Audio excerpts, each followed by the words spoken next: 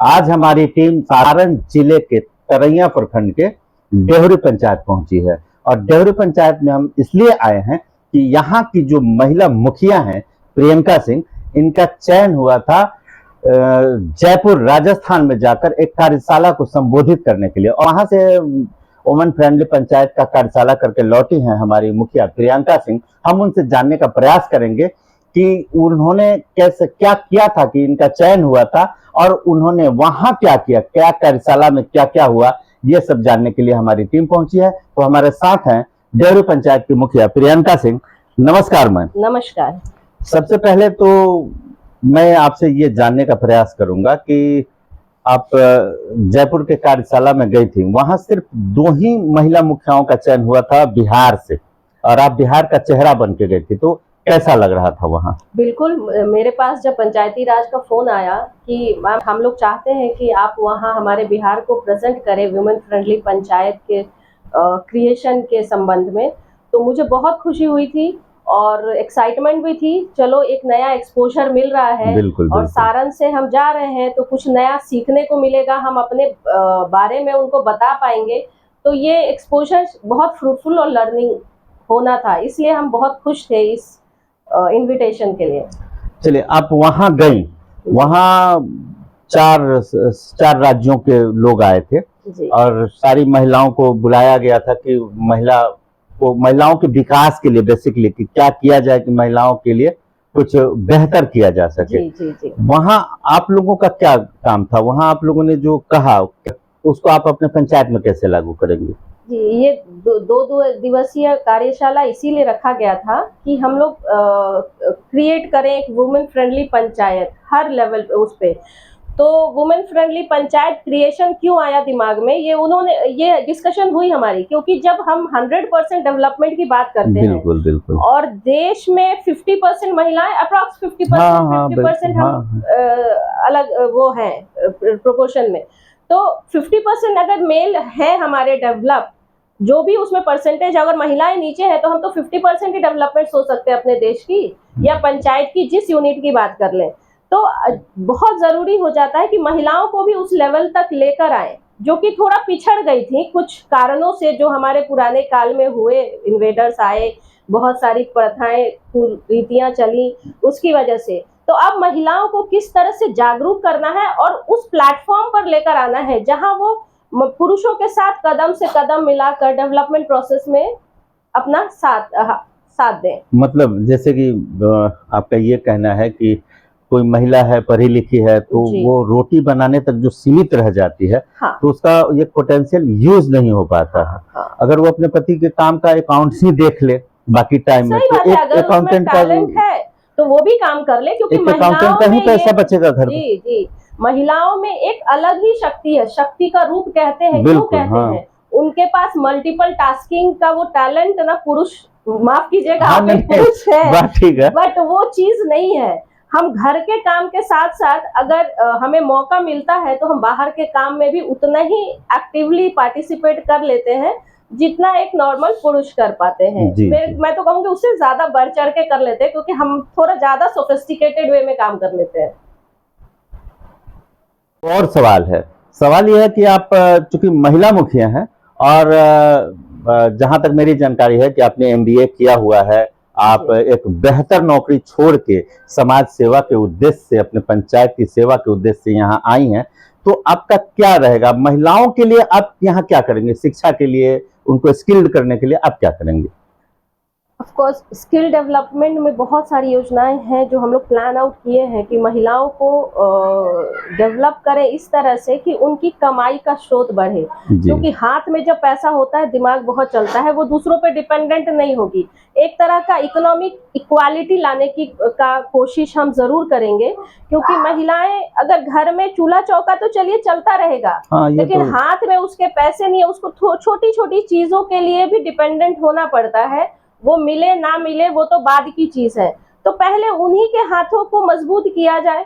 तो उस तरह से उनको ट्रेनिंग के लिए बात चल रही है हमारी जिला में कि महिलाओं को एम्प्लॉयमेंट के तरफ, सेल्फ एम्प्लॉयड हो, वो स्किल डेवलपमेंट, स्किल ट्रेनिंग कुछ दी जाए ताकि वो अपना काम घर बैठे भी कर सके। और जो छोटी बच्चियां उनको मतलब और छोटी बच्चियों को शिक्षा के संबंध में तो यही मैं अभी क्लोज लुकआउट मॉनिटरिंग पे रह रही हूँ कि बच्चियां स्कूल ना छोड़े, क्योंकि एक लेवल आता है ना बच्चियों का जब उनको स्कूल में असुविधा होने लगती है, वो मंथली पीरियड्स का टाइम हो या फिर कहिए एक सामाजिक बंदिशें मतलब हो, इसके लिए भी आपको जागरूक करना जरूरी है। जागरूक करना जरूरी है और उनके लिए सुविधा प्रदान करना जरूरी है कि स्कूल्स में लेडीज और बॉयज का टॉयलेट अलग हो, गर्ल्स और बॉयज का, क्योंकि गर्ल्स इंडिपेंडेंटली उसको यूज कर सके अपने सुविधा के।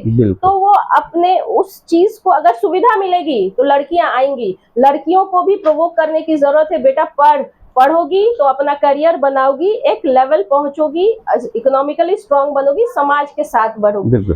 लड़कियां बहुत उत्सुक रहती हैं आगे बढ़ने के लिए अगर उनको सुविधा मिल जाए। अच्छा, एक मेरा मानना है, मैं एक दिन कहीं देख रहा था कि लड़कियों को बाहर निकलने के लिए वो पुरुष पे डिपेंडेंट रहना पड़ता है। तो उसमें सबसे बड़ी बात है कि भाई आएगा तो कॉलेज छोड़ देगा तो मैं कॉलेज जा पाऊंगी। उनको ड्राइविंग आनी चाहिए। अब चीजें बदल रही हैं। आप देखेंगे, घूमेंगे इधर पंचायतों में लड़कियां बाइक चला रही हैं। मैं खुद ड्राइव करती हूँ कार। मैं जब चलती हूँ तो लेडीजें मेरे से ये सवाल करती है कि मेरे को भी सिखाएंगी क्या, हम भी एक बार चला लें।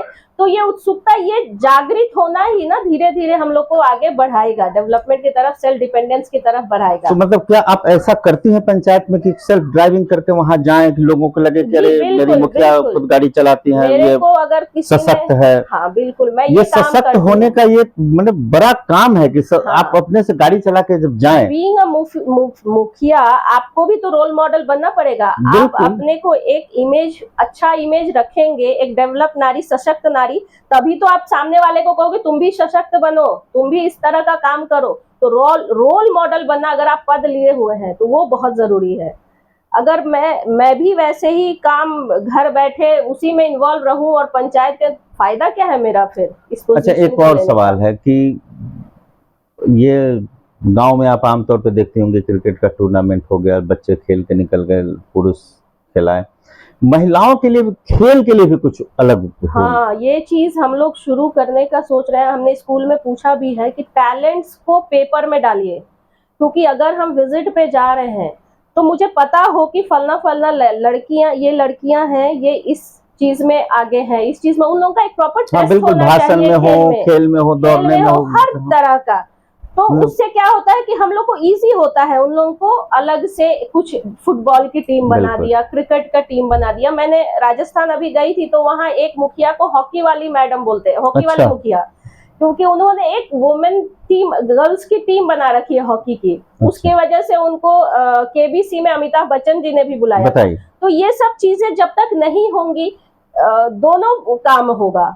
एक तो मतलब एक डेवलपमेंट और एक कंप्लीट डेवलपमेंट। हाँ। तो डेवलपमेंट के लिए तो चलो ईंट गारे पत्थर से जोड़ के आपने इंफ्रास्ट्रक्चर डेवलप कर लिया। हम यही करते हैं जनरली। क्या होता है मुखिया, हम सोचते हैं क्या कि मेरे को भाई जो फंड मिला है, मेरे को यहाँ बिल्डिंग बना देनी है, यहाँ कुछ बना देना, जिससे कि जहाँ पैसे का लेन देन हो। हाँ, वो हो गया, तो वो चीज हो गया डेवलपमेंट। लेकिन मेन डेवलपमेंट है जब आप सामाजिक तौर पर लोगों के मानसिक रूप से उनको, हाँ, जब तक उसको हिट ना करे, उसमें चेंजेस ना लाए, तब तक क्या फायदा ऐसा डेवलपमेंट का।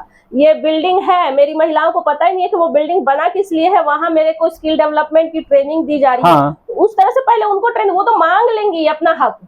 तो हक मांगने लायक उनको बना बहुत से छोटे छोटे उद्योग हैं, जैसे पापड़ वाला है, अचार मेकिंग है, सिलाई वाला है, तो जिनको जो आता है अगर उनको केवल प्रोवोक किया जाए, प्रोत्साहित किया जाए कि आप ये कर सकती हैं। जैसे रामायण में था, हनुमान जी को बताना पड़ता था कि आपके अंदर ये शक्ति है, तो महिलाओं के अंदर सारी शक्ति है, बस वो एनलाइटन करने की जरूरत है।